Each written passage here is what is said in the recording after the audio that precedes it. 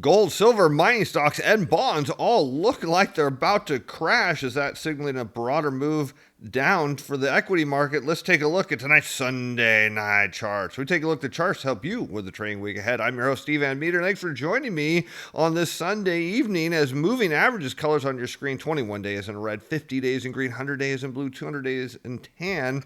Price versus momentum. Price is a general direction. Prices are headed. Momentum is a rate of change. A bullish indicator for both is positive, a bearish indicator for both is negative.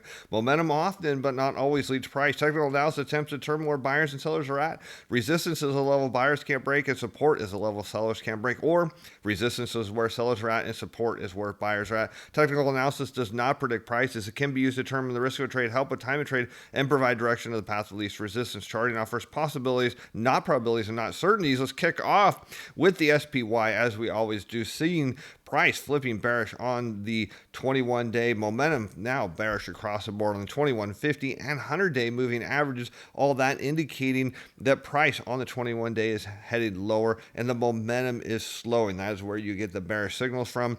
We do see the 9-day moving average flipping back up, as well as the 50-day. The 50-day being far more critical, and 1 month momentum, these little longer trends on the bottom turning lower. The change in the 9-day moving average and 1 month momentum aren't really a big deal, but let's take a look at the chart, see what they tell us. And here we can see came down below this zone. You see these two purple lines above here. This was a buy zone, still is a buy zone. You see price came down, got below the 100-day moving average. Buyers came in across the board. We saw retail buying. We saw speculative hedge funds coming back in and buying. We saw a lot of buying driving right into the top end of this buy zone. And so now what are we starting to see? Some potential signs here that people who have previously bought in here, and that's where you get these zones flipping. So a buy zone is where buyers buy when the price gets into that zone. When they lose faith, they will tend to sell at or near their original purchase price as a means to control their risk. And so when you see selling in these zones and the zone flip from buy zone to sell zone, that means you'll see a broader move lower. At the moment, all we're seeing is selling right at the top end of the zone, right where some volume is at. Not really a red flag right now. The 21-day moving average is looking like a potential overhead resistance, but even that has not been a major issue for the SPY in the past. So we'll not say there's much to worry about there. Let's move on into the QQQ, Nasdaq-100, see if there's a different signal here. We see the same thing, price on the 21-day flipping, momentum across the moving averages now slowing, turning bearish, heading lower. And what do we see? The same story, 9-day moving average flipping back into the green, remain below the 21-day moving average. So at least from the two, we don't see any change here. Let's see if there's anything on the charts. And what do we see here? What did the Nasdaq do? What did the QQQ? Came down right into this heavy zone of volume profile. So this red line is where you see lots of trading, the most trading in the past 6 months. Remember, that line was down here weeks before. Now it's popped up here. And what does that give you as a signal? Is that a sign of strength or a sign of weakness? It is absolutely a sign of strength, because what happened is price came down into that volume profile line. Buyers were there, and that pushed price back up as buyers came in and said, hey, we want to buy more at that price. So the Nasdaq is supporting that potentially the SPY, S&P 500 heads higher from here. Let's take a look at small caps. Remember, small caps always lead the large caps, particularly on the downside. And what do we see? Price now flipping bullish on the 50-day moving average as the 50-day is moving back up. But what do we see on momentum on the 21-day? And now it's slowing, turning bearish. As far as the major moving averages above the 9-day, no big deal there, but above the 50-day. Now, 50-day is pretty important, but what have we seen? Now, before we look at the charts, do you remember what we've seen over the last several weeks is that cluster of moving averages are really tight, really close together. So normally a move over the 50 days is a big deal, but when they're tightly clustered together, it may not tell us much. From a longer-term signal on the 6-month momentum, it turned back positive. Let's take a look at the chart, see what we can find here, because IWM has been signaling pretty much risk off, right? We can zoom out to the 1-year chart, and what have we seen? It's just gone sideways after a big move higher, sideways, sideways, sideways. Now, normally sideways patterns are a continuation pattern, but it's not getting any lift off here, just absolutely none. And you can see how tightly these moving averages are together. If we zoom in, what do we see? It's now above the 200-day moving average after dipping briefly below above the 50 and above, looks like the 100 and maybe right below. It's hard to see. They're just clustered so tightly together because one move either direction could send it above or below. And what that tells us is there's clearly a sell zone above, clearly a buy zone below. As it approaches a buy zone, buyers come in. As it approaches a sell zone, sellers are coming in. The red line, that volume profile of the last 6 months, that is, in fact, no man's land. That is the line in the sand where the battle is being duked out. The question is, who reigns supreme? If the broad equity markets, the SPY and QQQ, are right, then that sends IWM up much higher. If IWM ends up being right and goes lower, then that is risk off move for your broad equity pieces. All right, let's go on to transportation sector, still flagging some bearish news here, but perhaps some positive indicators that maybe a bottom's forming. Let's take a look. We have above the 9 and 21-day moving average, so early signs you want to see price starting to move above the shorter term moving average. And look, now the 1 and 3 month momentum, which were negative and falling, are now negative and rising. That is a positive sign. So perhaps some early signals here in IYT of a bottom. Let's take a look and see what's going on there. And indeed, we're seeing some potential early signs of a bottom. You look at the volume profile line, you see the red. Now, this is the first level that price would need to get through. Now, the question is, in a bottom, what you find out is the volume profile line is where buyers are at. And every time it dips below, buyers continue to buy in here. We've seen a similar move with the volume profile in TLT. We've seen it in the dollar. So right now we have to look at this as a potential, bottoming pattern of IYT. But remember, bottoming patterns take time and it has to be validated. So what do we want to see? You want to see price gravitate back up to that volume profile line and then eventually continue and try to break through it. So still early stages of what could be a potential bottoming pattern in IYT, which would be constructive for the broad equity market. How about the energy sector? Price on the 100-day moving average turning lower. Beyond that, only the 6-month momentum is now negative and falling.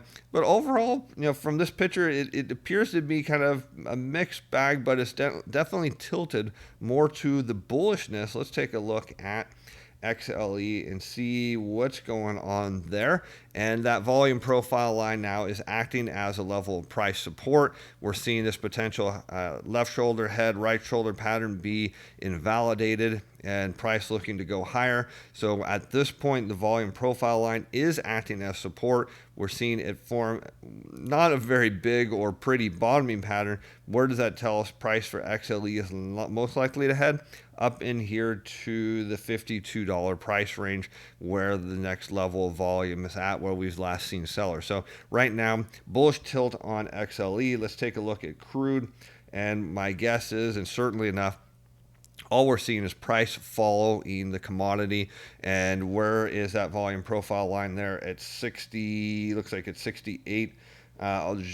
Just high 68, low 6, or just below 69, telling you that there's lots of buyers of crude at 69. That's where they've been the last 6 months. That is what's pushing XLE higher. Let's continue on to financial stocks. Remember, these tend to trade inversely of bond prices. We know bonds have gotten slammed. We'll talk about that lately. Look at this momentum all of a sudden turning bearish across the 21 and 50-day moving average, despite massive share buybacks by financial companies. It's now moved back above the 9 and 21-day moving average, which is good. Everything else, though, unchanged. Let's take a look at the financials and see if this is telling us there's a risk on movement. Now this is really interesting, because remember down here in this price zone right here, this is when we found out the banks were going to start buying massive amounts of their shares back, and it drove prices up, came back down into that zone, drove it back up, came way off like a little liquidity drain here, and right back into that zone, and boom, shoved back higher. So you have a buy zone down here, clearly where those share buybacks are making a difference, and you have a sell zone up here. Again, could this be executives or board members where they're dumping shares like crazy into the buyback machine?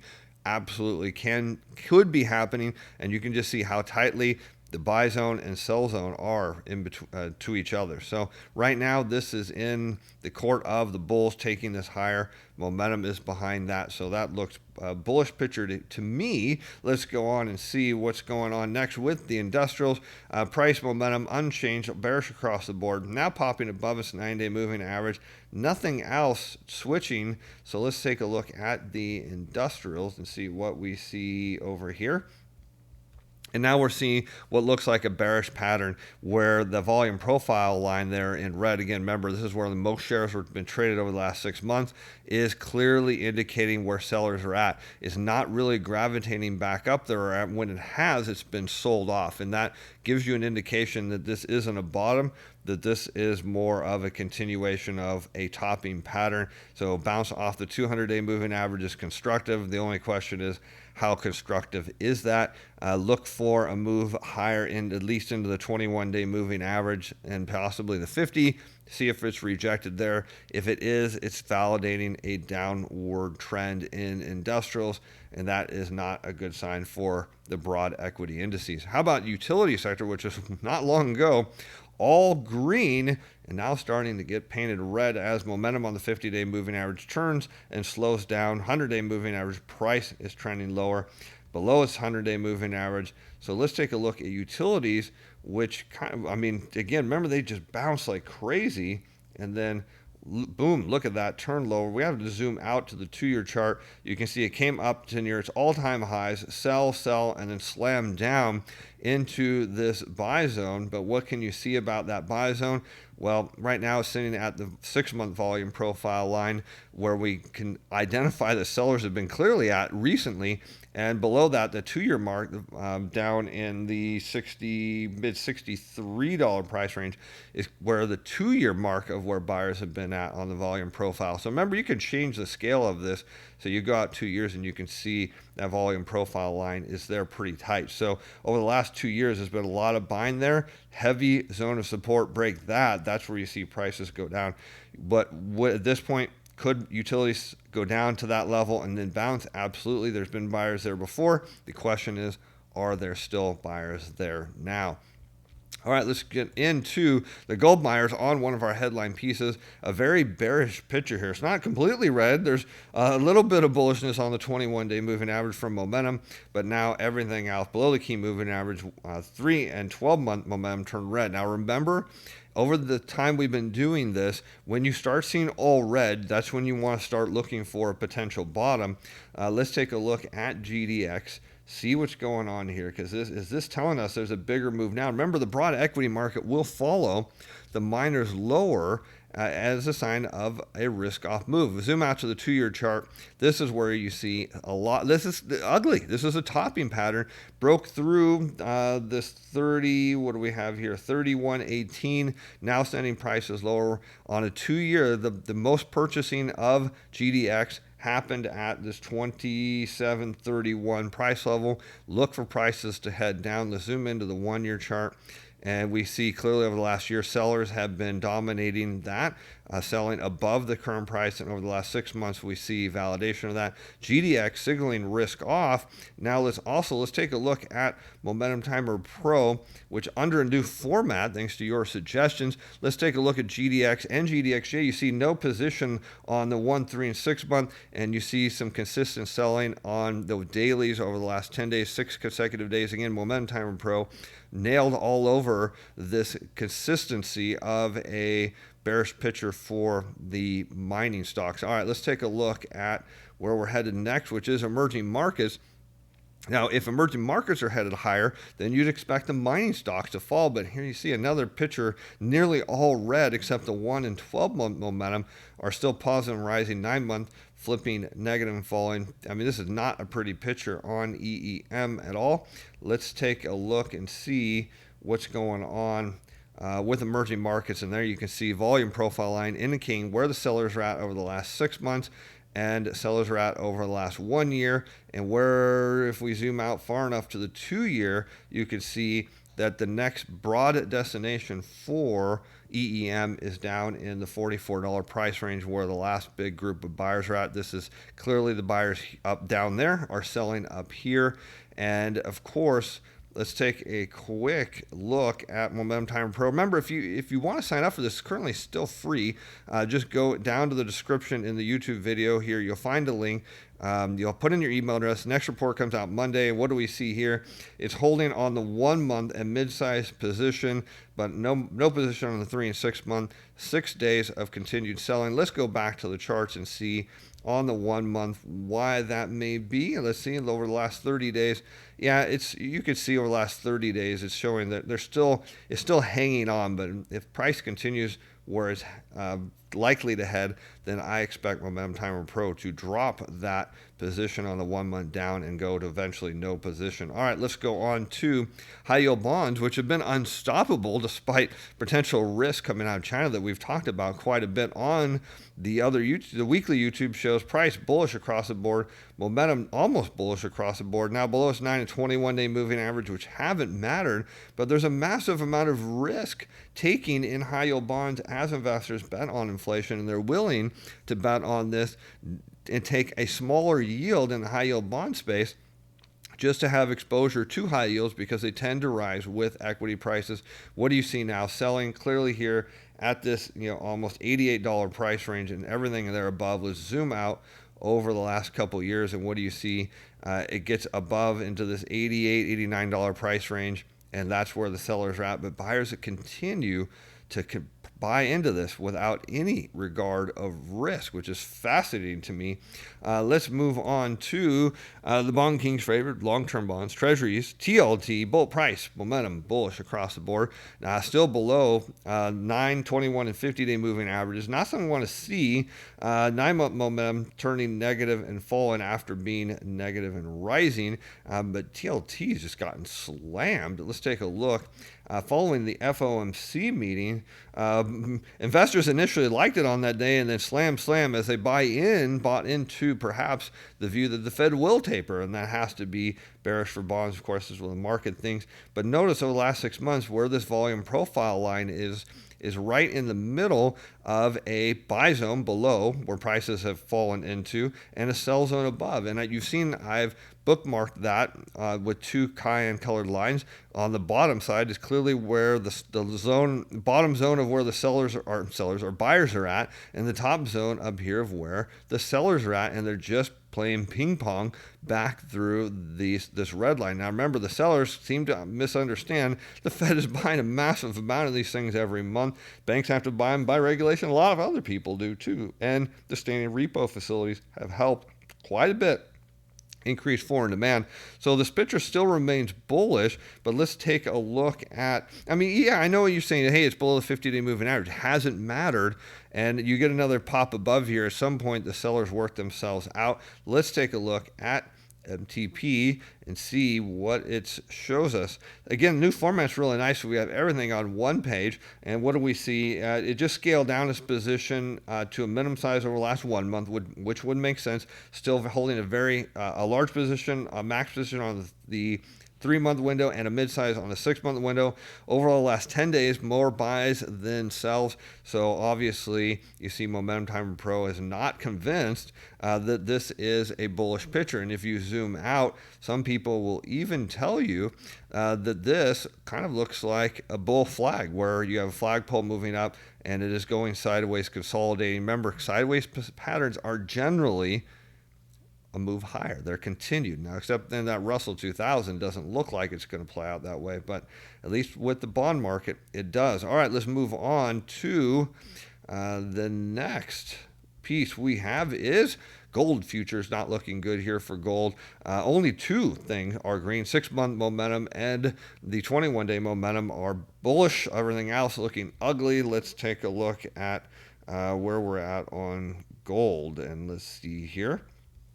As we flip over This is again an ugly chart indicating topping pattern for all of those who are bullish on gold. I share this with you. I mean, someday I'm be super bullish on this. Not there yet. Where is gold pointing to? A return to 1687 breaks there. You complete this huge topping pattern. Gold goes down, down, down. So the next direction for gold appears to be lower, and that is a dangerous sign for inflation as people bet big time on inflation on the metals. Let's take a look at where MTP is on gold. There it is, GLD. It's got a minimum position size on the 1 month and a mid-sized position on the 6 month, but heavy selling over the last 10 days. Let's go back to the charts now and look at that and see over the last 6 months.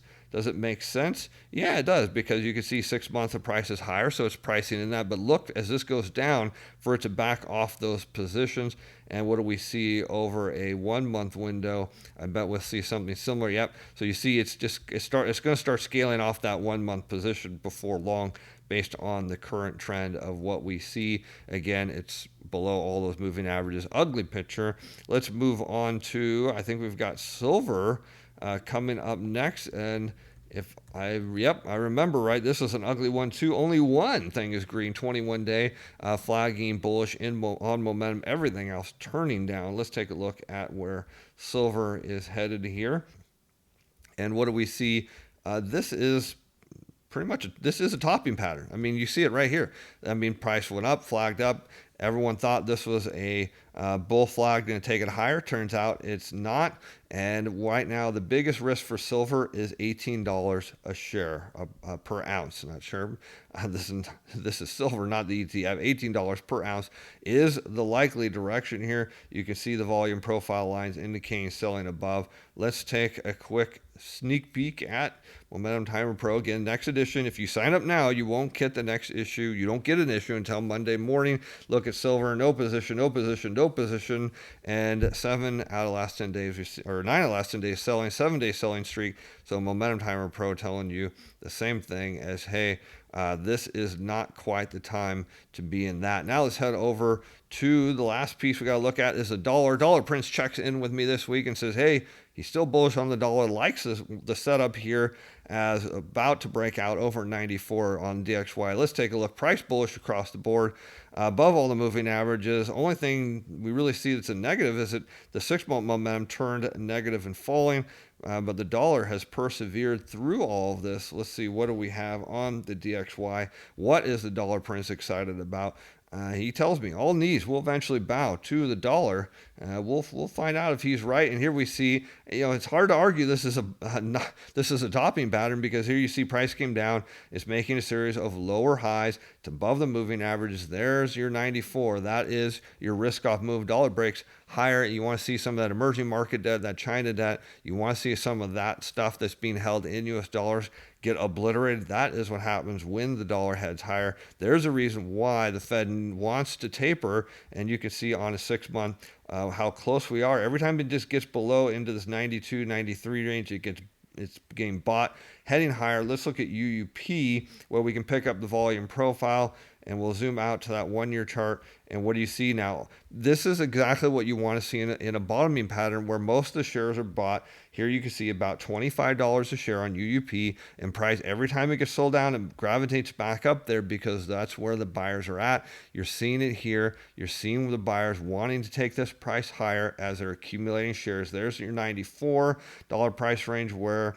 the volume profile line is just above about 25, 22, acting as a magnet for price higher. Again, break off out of that, and then all bets are off. Where does the dollar go after 94? Well, then it's up into the 96.50 range, and that is massive risk off for the equity markets. All right, with that, we'll see you back on Monday for a regular show. Thanks for watching.